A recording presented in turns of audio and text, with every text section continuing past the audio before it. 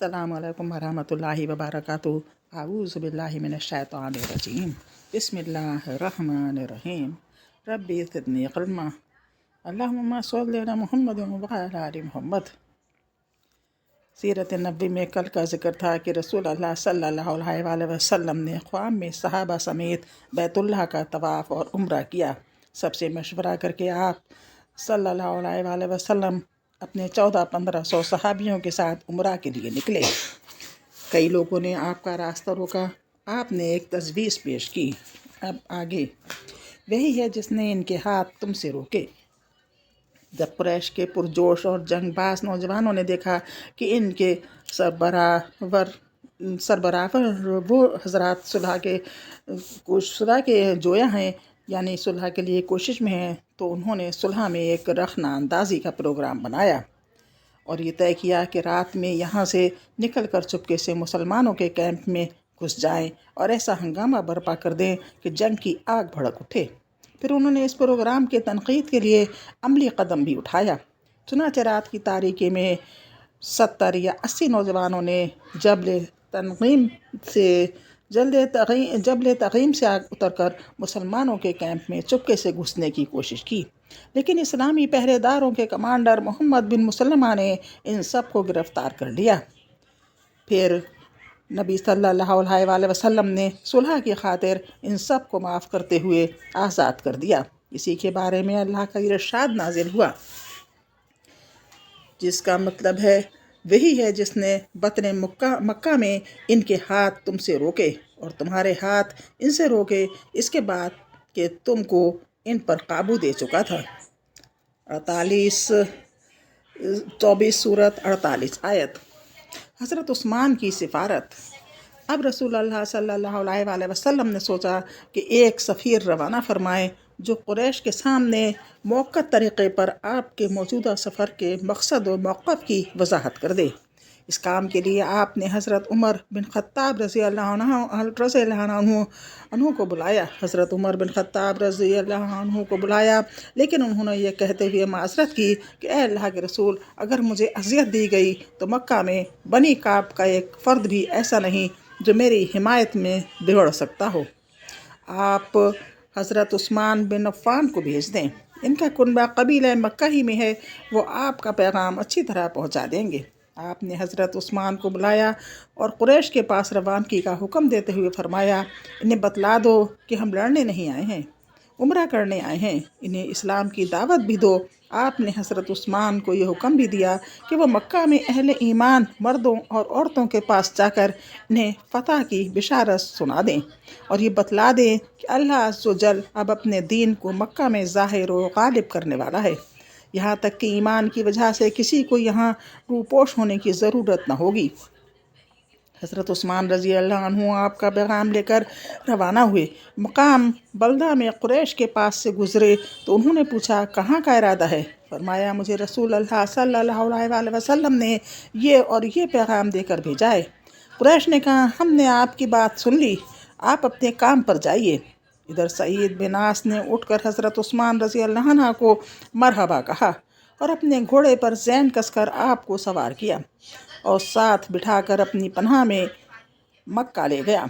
वहाँ जाकर हज़रत उस्मान रज़ियल्लाहु अन्हु ने सरबराहान कुरैश को रसूल अल्लाह सल्लल्लाहु अलैहि वसल्लम का पैगाम सुनाया। इससे फारिग हो चुके तो कुरैश ने पेशकश की कि आप बैतुल्लाह का तवाफ़ कर लें, मगर आपने ये पेशकश मुस्तरद कर दी और ये गवारा न किया कि रसूल अल्लाह सल्लल्लाहु अलैहि वसल्लम के तवाफ़ करने से पहले खुद तवाफ़ कर लें। हज़रत उस्मान रज़ियल्लाहु अन्हु की शहादत की अफ़वाह और बैत रिज़वान। हज़रत उस्मान अपनी सिफारत की मुहिम पूरी कर चुके थे, लेकिन कुरैश ने इन्हें अपने पास रोक लिया। गालिबन वो चाहते थे कि पेश आमदा सूरत हाल पर बाहम मशवरा करके कोई क़तई फ़ैसला कर लें और हज़रत उस्मान को इनके लाए हुए पैगाम का जवाब देकर वापस करें, मगर हज़रत उस्मान के न देर तक रुके रहने की वजह से मुसलमानों में ये अफवाह फैल गई कि इन्हें कत्ल कर दिया गया है। जब रसूल अल्लाह सल्लल्लाहु अलैहि वसल्लम को इसकी इत्तला हुई तो आपने फरमाया, हम इस जगह से टल नहीं सकते जब तक कि लोगों से मार का आराई कर लें। फिर आपने सहाबा किराम को बैत की दावत दी صحابہ کرام ٹوٹ پڑے اور اس بات پر بیعت کی کہ میدان جنگ چھوڑ کر بھاگ نہیں سکتے۔ ایک جماعت نے موت پر بیعت کی، یعنی مر جائیں گے مگر میدان جنگ نہ چھوڑیں گے۔ سب سے پہلے ابو سنان اسدی نے بیعت کی۔ حضرت سلمہ بن اکو نے 3 بار بیعت کی، شروع میں، درمیان میں اور آخر میں۔ رسول اللہ صلی اللہ علیہ وآلہ وسلم نے خود اپنا ہاتھ پکڑ کر فرمایا یہ عثمان کا ہاتھ ہے۔ پھر جب بیعت مکمل ہو چکی تو حضرت عثمان بھی آ گئے اور انہوں نے بھی بیعت کی۔ اس بیعت میں صرف ایک آدمی نے جو منافق تھا شرکت نہیں کی، جس کا نام جد بن قیس تھا۔ رسول اللہ صلی اللہ علیہ وآلہ وسلم نے یہ بیعت ایک درخت کے نیچے کی۔ حضرت عمر دست مبارک تھامے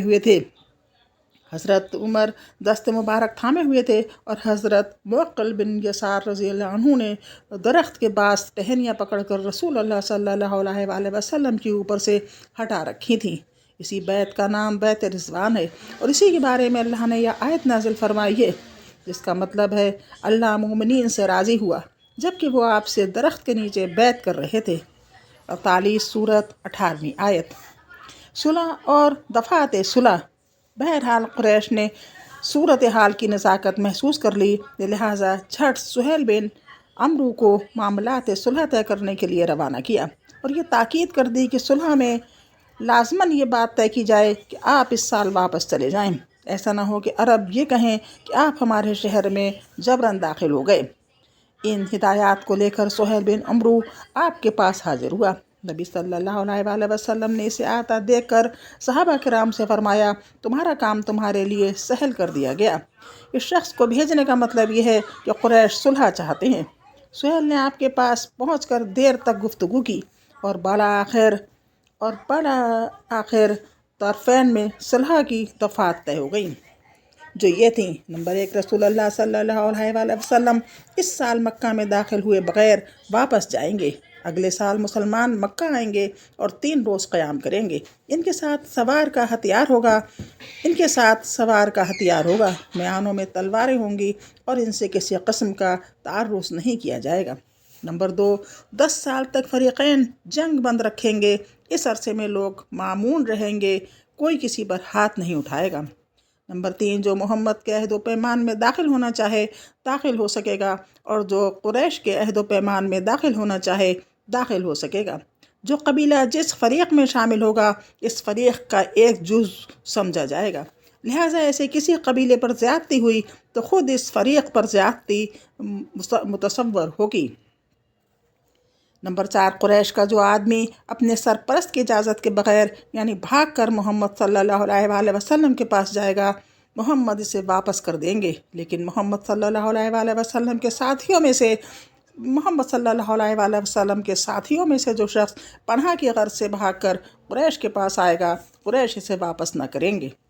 اس کے بعد آپ نے حضرت علی کو بلایا کہ تحریر لکھ دیں اور یہ املا کرایا بسم اللہ الرحمن الرحیم۔ اس پر سہیل نے کہا ہم نہیں جانتے رحمان کیا ہے، آپ یوں لکھیے بسمک اللہم، اے اللہ تیرے نام سے۔ نبی صلی اللہ علیہ وآلہ وسلم نے حضرت علی کو حکم دیا کہ یہی لکھو۔ اس کے بعد آپ نے یہ املا کرایا۔ یہ وہ بات ہے جس پر محمد رسول اللہ صلی اللہ علیہ وآلہ وسلم نے مصالحت کی۔ اس پر سہیل نے کہا اگر ہم جانتے کہ آپ اللہ کے رسول ہیں تو پھر ہم نہ تو آپ کو بیت اللہ سے روکتے اور نہ جنگ کرتے، لیکن آپ محمد بن عبداللہ لکھوائیے۔ آپ نے فرمایا میں اللہ کا رسول ہوں، اگرچہ تم لوگ جھٹلاؤ۔ پھر حضرت علی کو حکم دیا کہ محمد بن عبداللہ لکھیں اور لفظ رسول اللہ مٹا دیں، لیکن حضرت علی نے گوارا نہ کیا کہ اس لفظ کو مٹائیں، لہٰذا نبی صلی اللہ علیہ وآلہ وسلم نے خود اپنے ہاتھ سے مٹا دیا۔ اس کے بعد پوری دستاویز لکھی گئی۔ پھر جب صلح مکمل ہوئی تو بنو خزاعہ رسول اللہ صلی اللہ علیہ وآلہ وسلم کے عہد و پیمان میں داخل ہو گئے۔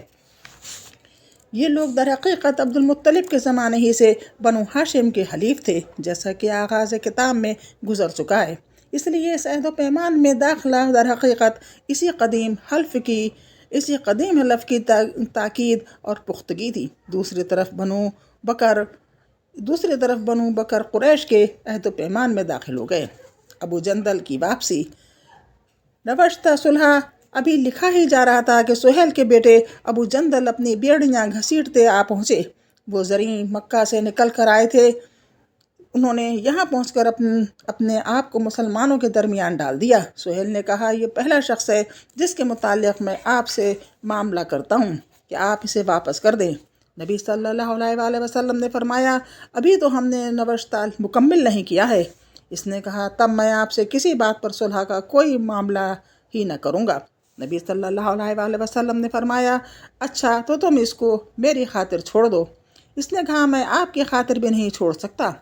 آپ نے فرمایا نہیں اتنا تو کر ہی دو۔ اس نے کہا نہیں میں نہیں کر سکتا۔ پھر سہیل نے ابو جندل کے چہرے پر چانٹا رسید کیا اور مشرکین کی طرف واپس کرنے کے لیے اس کے کرتے کو گلا پکڑ کر گھسیٹا۔ ابو جندل زور زور سے چیخ کر کہنے لگا مسلمانوں کیا میں مشرکین کی طرف واپس کیا جاؤں گا کہ وہ مجھے دین سے متعلق فتنے میں ڈال دیں؟ رسول اللہ صلی اللہ علیہ وآلہ وسلم نے فرمایا ابو جندل کے چہرے پر چانٹا رسید کیا اور مشرکین کی طرف واپس کرنے کے لیے ان کے کرتے کا گلا پکڑ کر گھسیٹا۔ ابو جندل زور زور سے چیخ کر کہنے لگے مسلمانوں کیا میں مشرکین کی طرف واپس کیا جاؤں گا کہ وہ مجھے میرے دین کے متعلق فتنے میں ڈالیں؟ رسول اللہ صلی اللہ علیہ وآلہ وسلم نے فرمایا ابو جندل صبر کرو اور اسے باعث ثواب سمجھو۔ اللہ تمہارے لیے اور تمہارے ساتھ جو دوسرے کمزور مسلمان ہیں ان سب کے لیے کشادگی اور پناہ کی جگہ بنائے گا۔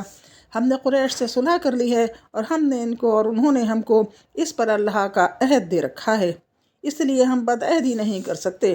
اس کے بعد حضرت عمر رضی اللہ عنہ اچھل کر ابو جندل کے پاس پہنچے۔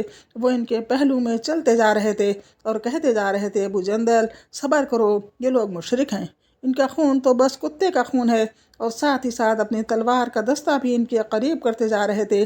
حضرت عمر کا بیان ہے کہ مجھے امید تھی کہ وہ تلوار لے کر اپنے باپ سہیل کو اڑا دیں گے، لیکن انہوں نے اپنے باپ کے بارے میں بخل سے کام لیا اور معاہدہ صلح نافذ ہو گیا۔ بس اتنا ہی، انشاءاللہ کل پھر ملاقات ہوگی۔ السلام علیکم، اللہ حافظ۔